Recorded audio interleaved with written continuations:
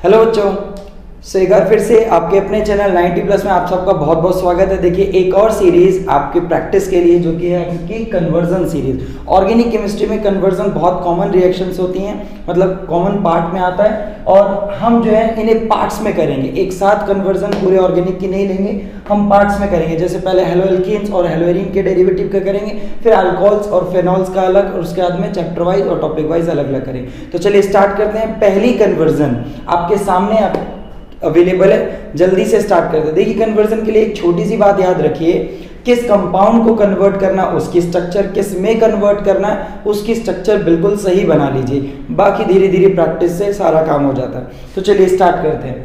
आपकी जो first conversion है प्रोपीन टू एलाइल आयोडाइड। अब प्रोपीन क्या होता है भाई, प्रोपीन का स्ट्रक्चर सही से बनाते हैं। चलिए प्रोपीन का स्ट्रक्चर बना लिया कुछ इस तरीके से, हमने सपोज ये प्रोपीन बना दिया, ठीक है। उसके बाद एलाइल आयोडाइड। अब भाई एलाइल आयोडाइड और एलाइल और विनाइल, इनमें थोड़ा सा कई बार कंफ्यूजन हो जाता है, तो मैं आपको बता देता हूँ। एलाइलिक सिस्टम जो होता है बच्चे, एलाइलिक वो इस तरीके से होता है कि कोई भी पार्ट अगर जुड़ा हुआ है तो पहले sp3 हाइब्रिडाइज्ड कार्बन से अटैच है, उसके बाद इस यूनिट से जुड़ा होता है अनसैचुरेटेड। लेकिन विनाइल कैसा होता है, विनाइल में वो ग्रुप या वो हैलोजन एटम डायरेक्टली जुड़ा होता है sp2 हाइब्रिडाइज्ड कार्बन से। तो हमसे एलाइल पूछा है, तो एलाइल आयोडाइड मतलब हमें हैलोजन की जगह आयोडीन लेना, सिंपल। अब इसको इसमें बदलना है।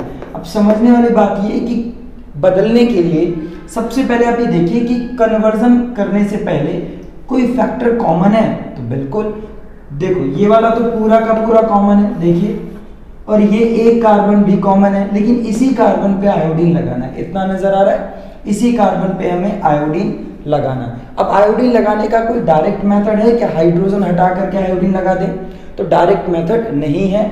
आपको किसी तरीके से पहले यहाँ पे या तो क्लोरो लगाना होगा या आपको यहाँ पे ब्रोमो अटैच करना होगा। तो उसके लिए तो बहुत ही कॉमन पार्ट है, सैचुरेटेड साइड से हाइड्रोजन हटाने के लिए आप ये वाला कॉमन पार्ट यूज कर लें, chlorination in presence of light. तो इससे क्या होगा, इससे आपको प्रोडक्ट मिलेगा कुछ ये, ठीक। अब आपको Cl को हटा करके आयोडीन लेके आना है और ये कन्वर्जन पूरी।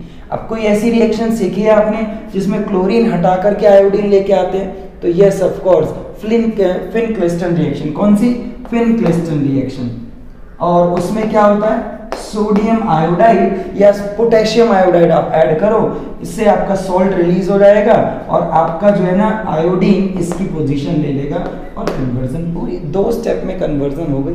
तो इस तरीके से थोड़ा सा ध्यान लगाते हैं कि किस सब्सटेंस को किस में बदलना है, क्या कुछ कॉमन है और कौन से किस साइट पे किस टाइप की रिएक्शन करनी है जिससे आपको डिजायर्ड प्रोडक्ट मिल जाए। तो चलिए स्टार्ट करते हैं दूसरी कन्वर्जन। हाँ बच्चों, तो ये रही आपकी सेकंड कन्वर्जन। ध्यान से देखिए सेकंड कन्वर्जन क्या कहती है भाई, प्रोपीन, यानी कि बिल्कुल वैसे ही सवाल है जैसा अभी आपने किया। प्रोपीन, ये लीजिए वापस प्रोपीन बना दिया। प्रोपीन को एलाइल फ्लोराइड में बदलना है। ये सेम कन्वर्जन है भाई जो भी आपने की है, बिल्कुल सेम।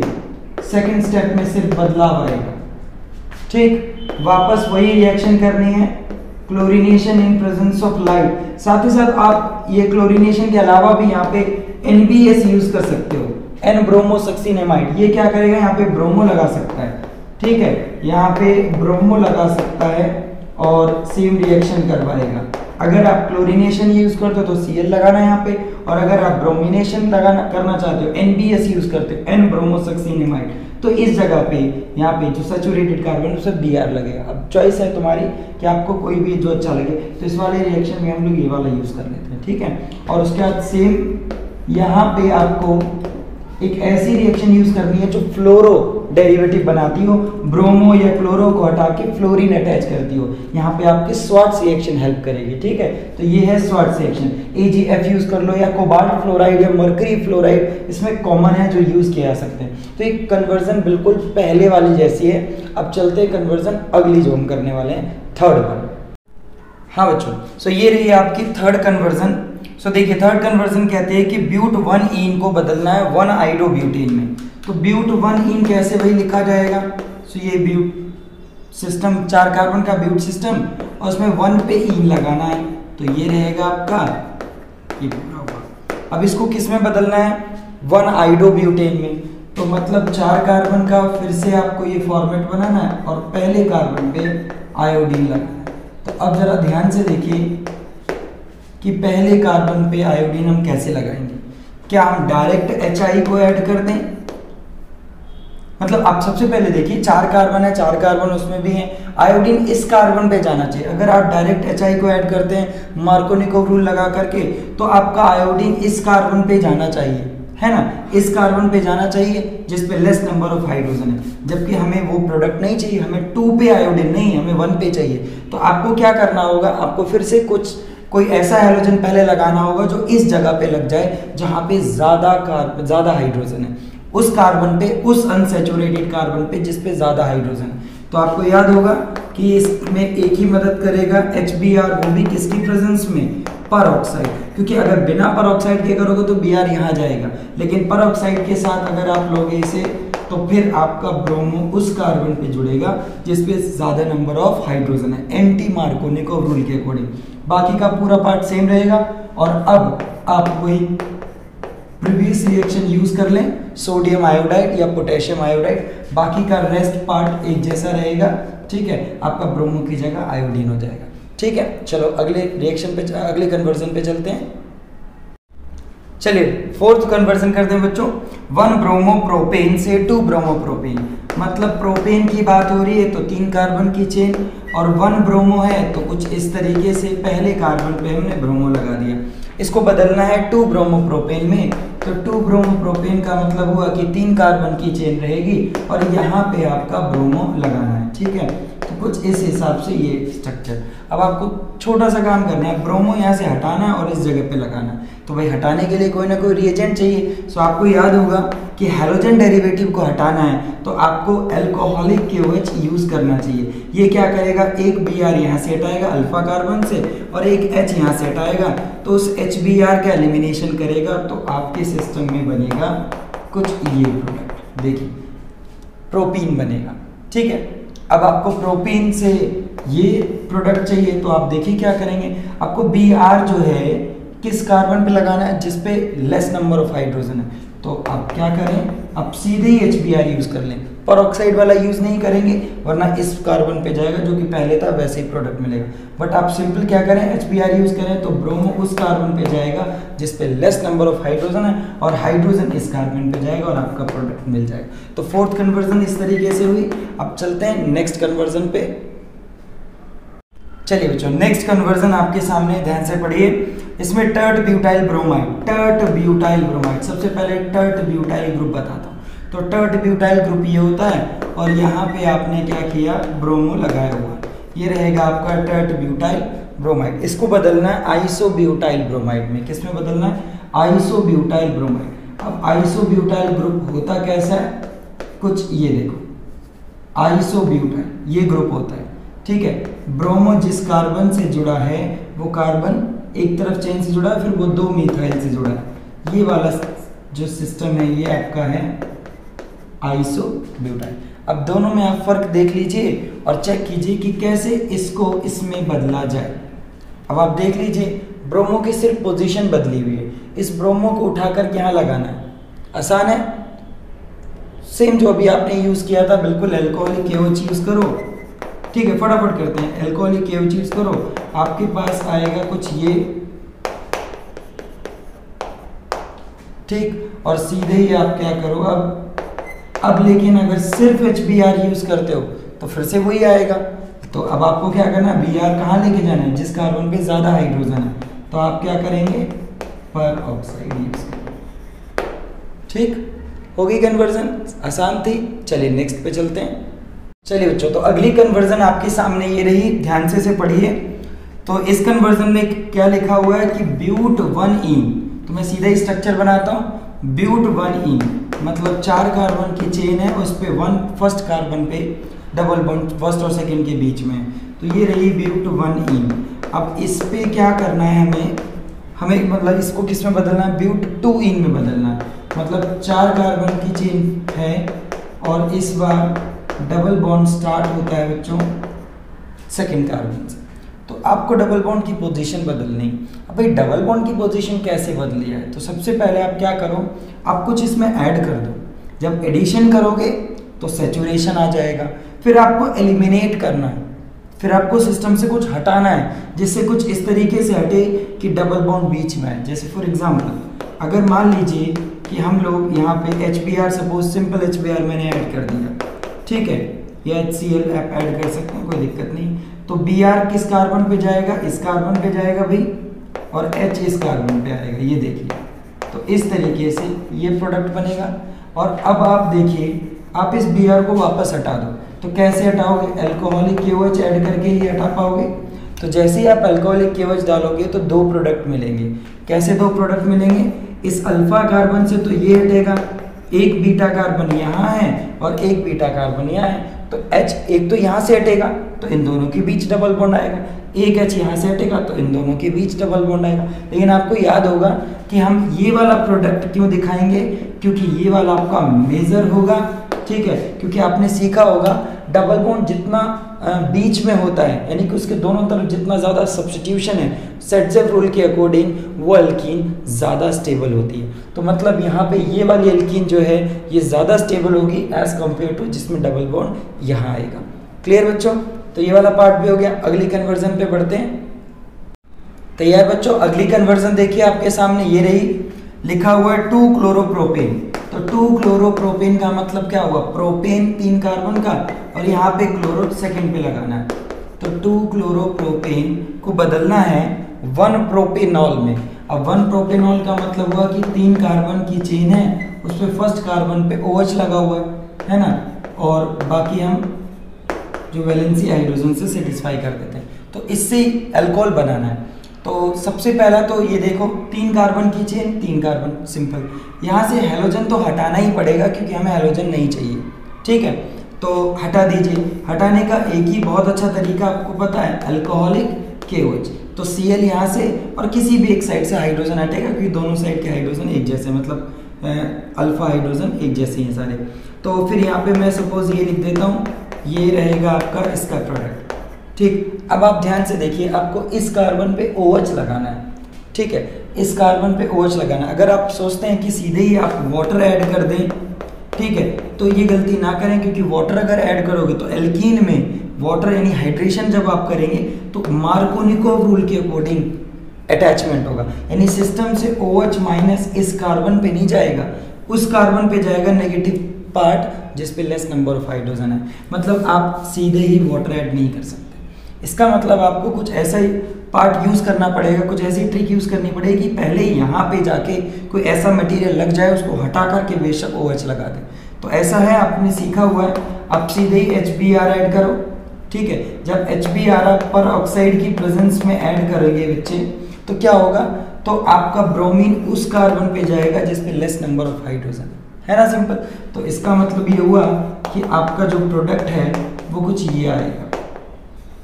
अब आप देखिए, अब ब्रोमो को हटाने के लिए और OH जगह पे लाने के लिए आप क्या यूज कर सकते हैं, आप KOH, एक्वस KOH यूज करें। क्या यूज करें बच्चा, एक्वस KOH। क्या यूज करेंगे, एक्वस KOH। चलते हैं अगली कन्वर्जन पे। रेडी बच्चों, ये कन्वर्जन बहुत ही सिंपल है और ध्यान से पढ़िएगा, जरा थोड़ा सा ध्यान लगाइएगा इसमें। साइक्लोपेंटीन तो साइक्लिक सिस्टम है और 5 कार्बन का है ना, तो साइक्लोपेंटीन बनाया। अब इसको बदलना है साइक्लोपेंटा 1,3 डाइईन। तो समझते हैं कैसे बनाएंगे इसकी स्ट्रक्चर। साइक्लोपेंटा 1,3 डाइईन, 2 बार ईन है भाई, एक बार यहाँ पे अगर लगा हुआ है तो 1 2 3, एक बार यहाँ पे लगा हुआ है, ये देखिए 1 2 3, तो इस तरीके से 2 बार ईन है। तो इससे इसमें बदलाव करना है। तो आप देख सकते हैं कि एक डबल बॉन्ड तो कॉमन है, एक डबल बॉन्ड और जनरेट करना है। तो फिर आपको कोई ऐसी रिएक्शन करनी होगी कि भाई इसके साथ वाले कार्बन पे यहाँ पे कुछ अटैच करो, कुछ पहले आपको यहाँ पे ऐड करना होगा किसी तरीके से, ठीक, और उसके बाद उसको एलिमिनेट करना होगा। लेकिन यहाँ पहले से ही हाइड्रोजन होता है, आपको पता, सब्स्टिट्यूशन रिएक्शन ही पॉसिबल है।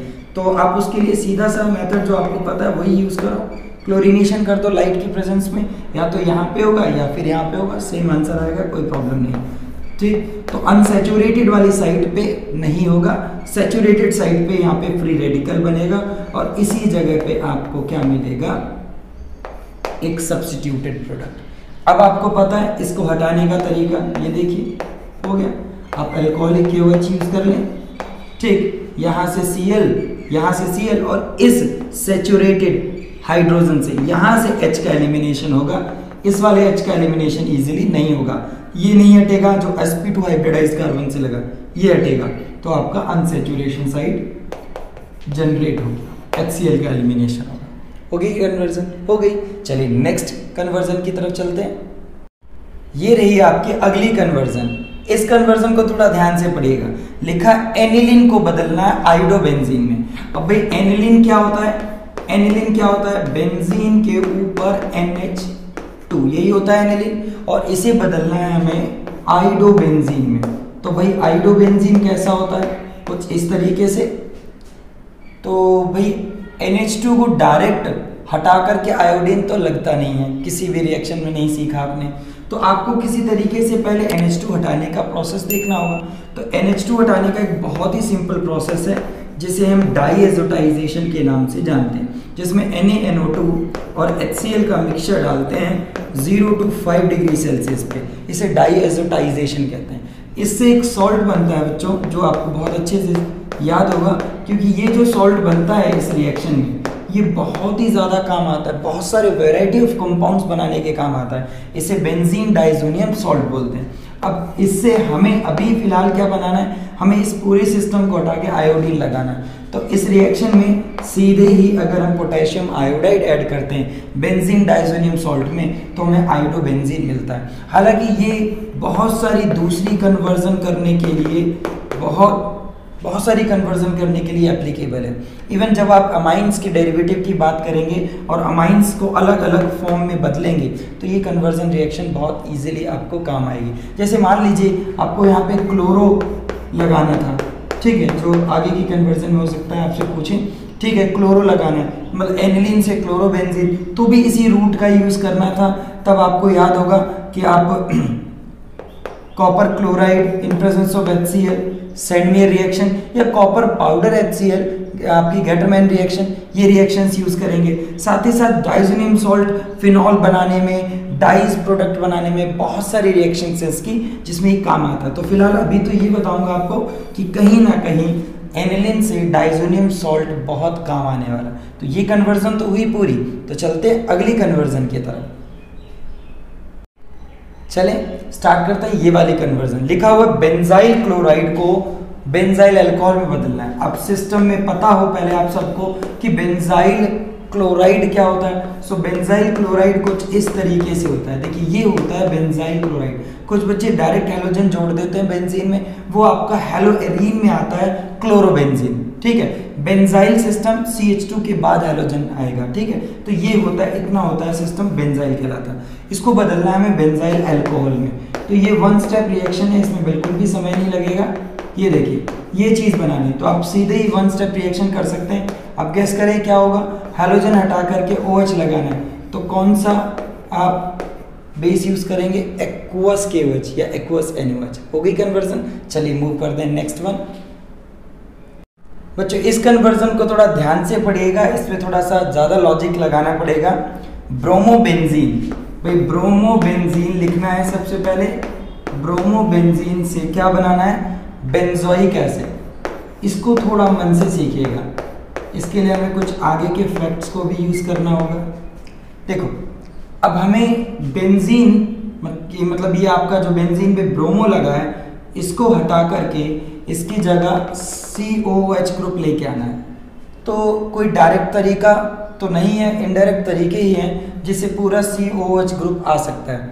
सबसे पहले देखो आपको मैं बताऊं, एक लॉन्ग प्रोसेस है कि इसमें पहले NH2 लगा दिया जाए, फिर NH2 लगा करके हम CN, क्योंकि CN ग्रुप के थ्रू इसको बनाया जा सकता है। CN के हाइड्रोलिसिस से ये बन सकता है, काफ़ी लंबा प्रोसेस हो जाएगा। लेकिन शॉर्ट मेथड अगर चाहिए कन्वर्जन में, तो उसके लिए आप क्या करो, आप इसको ट्रीट करो, मतलब कहीं ना कहीं देखो एक कार्बन आपको चाहिए, ठीक है, तो आप इसको रिएक्ट करो किससे, मैग्नीशियम से। अब मैग्नीशियम से जब ट्रीट करोगे तो ये बनेगा आपका ग्रिग्नार्ड रिएजेंट। क्या बनेगा बच्चों? Grignard reagent. अब ध्यान से देखते रहना, Grignard reagent generally carbonyl carbon के ऊपर इजीली अटैक कर जाता है, यानी कि CO ग्रुप अगर उसे मिल जाए ना तो बहुत जल्दी अटैक करता है, जैसे एल्डिहाइड कीटोन्स में आपने देखा।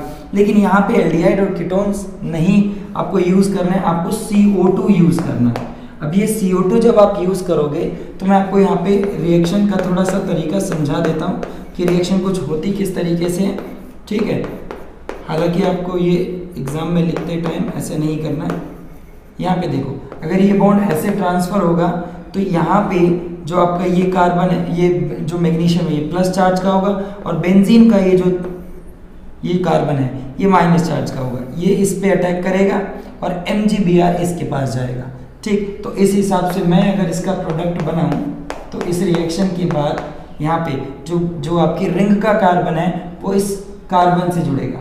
अब ये कार्बन कुछ ऐसा एक डबल बॉन्ड से जुड़ा है और एक तरफ OMgBr से। इसको थोड़ा सा ढंग से आप समझ लीजिए कि अटैचमेंट को थोड़ा सा ध्यान से देख लीजिए कि कौन किस पे जुड़ा हुआ है। अब आप देख पा रहे हैं कि इससे डायरेक्ट आपका ये बन जाएगा। हालांकि मैं वो वाला स्टेप यही इंक्लूड कर सकता था, बट आपको सिखाने के लिए मैंने इसको सेपरेट लिखा। आप यहाँ पे अगर इसमें वाटर ऐड करेंगे तो वाटर ऐड करते टाइम ये पूरा MgBr यहाँ से हट जाता है और यहाँ से H+ इस जगह पे आ जाएगा जो कि OH बन जाएगा। तो CO और OH में कन्वर्जन हो जाएगा और ये कुछ आपको ऐसा नजर आएगा। बाई प्रोडक्ट आपको लिखने की जरूरत नहीं है, ठीक। सो ये कन्वर्जन बहुत ध्यान से देखिएगा, कितनी सिंपल थी और हमने ब्रोमोबेंजीन को बेंजोइक एसिड में बदल दिया। चलिए मूव करते हैं अगली कन्वर्जन पे। पढ़िए बच्चों, देखो ये कन्वर्जन ध्यान से देखिए, लिखा हुआ है कि ब्रोमोबेंजीन को, अरे ये तो बिल्कुल पहले वाली जैसी लग रही है, ब्रोमोबेंजीन को इस बार बदलना है 1-फिनाइल इथेनॉल में। भाई 1-फिनाइल इथेनॉल कैसा? इथेनॉल तो हमें पता है कुछ इस तरीके से लिखा करते हैं हम लोग, ये है इथेनॉल, लेकिन 1-फिनाइल इथेनॉल कहता है तो भाई ये फर्स्ट कार्बन है, इसका मतलब यहाँ पे एक फिनाइल रिंग लगी हुई है, ये यानी कि बेंजीन इस तरीके से, ठीक। तो फिनाइल बोलते हैं इसको C6H5 को, जब मेन अल्कोहल ग्रुप मतलब मेन फंक्शन ग्रुप आपकी साइड चेन में लगाओ। तो अब देखने वाली बात ये है कि इस पूरे सिस्टम में ये तो कॉमन दिख रहा है, अब ये 2 कार्बन की चेन कहाँ से आई होगी, ठीक है। ब्रोमो को भी यहाँ से हटाना है और अल्कोहल बनाना है, अल्कोहल बनाना है। तो ऑर्गेनिक केमिस्ट्री में बहुत अच्छे से एक चीज़ देखी हमने, आप जैसे आपने देखा कि इसको हम अगर ग्रिग्नार्ड रीजन में बदल दें और कोई ऐसा फिर से ग्रुप लें जिसमें CO हो, मतलब ऐसा कोई कंपाउंड जिसमें CO अवेलेबल हो, तो इजीली रिएक्शन होती है। और मैं आपको सीधे ही बता दूं, एल्डिहाइड्स अगर ग्रिग्नार्ड रिएजेंट के साथ आप लेते हो, RMgX के साथ जब हाइड्रोलाइज करते हो, तो एल्डिहाइड जो होते हैं वो 2 डिग्री अल्कोहल बनाते हैं, ठीक है। लेकिन अगर एल्डिहाइड फॉर्मल्डिहाइड है तो वो प्राइमरी अल्कोहल बनाता है।